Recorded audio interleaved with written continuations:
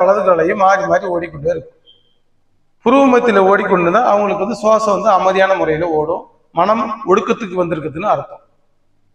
இப்ப சுவாசத்தை நம்ம முதுகிலும் போது காலை மேலே சுவாசத்தை நம்ம புருவ மத்தியில சிந்தனை வைக்கும் போது ஏற்கனவே சொன்ன சுடிமுனை சுவாசம் புருவ மத்தியில சிந்தனை வைக்கும் போது நம்ம காற்று சுவாசம் சுடுமணியில ஓடும்.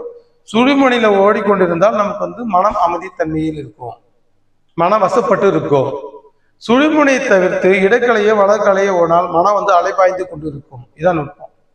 அப்ப சுடுமுனையில எப்படி சுவாசம் வைப்பது அப்படின்னா, இந்த மாதிரி ஏதாவது ஒரு பொட்டுகள் வச்சுக்கலாம், ஒரு சந்தனங்கள் வச்சுக்கலாம்.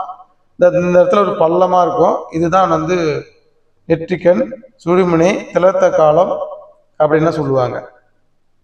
இந்த இடத்துல பள்ளமா ஒரு எலும்பு ஒரு பள்ளம் இருக்கும். இந்த இடத்துல மூக்கு எண்டாகும், இந்த புருவ மத்திகள் எண்டாகிற இடத்துல இந்த இடத்துல அதிகமாக சுவாசத்தை வச்சு பழகம். வளர்ப்பு சிச்சபை கண் மனதை வச்சு பழங்குது. அப்ப சுவாசத்தை முதல்ல இடைக்காலையே ஓடனாலும் வலதுக்கு சும்மா அமைதியா நின்று சுவாசத்தை காலை அரை மணி நேரம் சாயங்காலம் அரை மணி நேரம் இந்த நுட்பத்தை நம்ம வந்து பயன்படுத்தி இருந்தா மனம் அமர்ந்து அமைதி பெறும். அந்த சுவாசம் வந்து சீர்படும். நான் வேகமா போனாலும் பிரச்சனை, மெதுவா வந்தாலும் பிரச்சனை. சீரா ஓடக்கூடிய நிலையை மனதை கவனிக்கணும்னா முதல்ல சுவாசத்தை பேச்சை நிறுத்தி மூச்சை கவனிக்கணும். மூச்சை கவனிக்கும் போது சுவாசத்தை கவனிக்கும் போது மனம் அமைதிப்படும். மனம் அமைதிப்படுத்தி பழகிட்டே இருந்தோம்னா நம்ம அருட்பா படித்தாலும் பாடல்களை படித்தாலும் மனசு ஆழ்ந்து உள்ளுக்குள்ள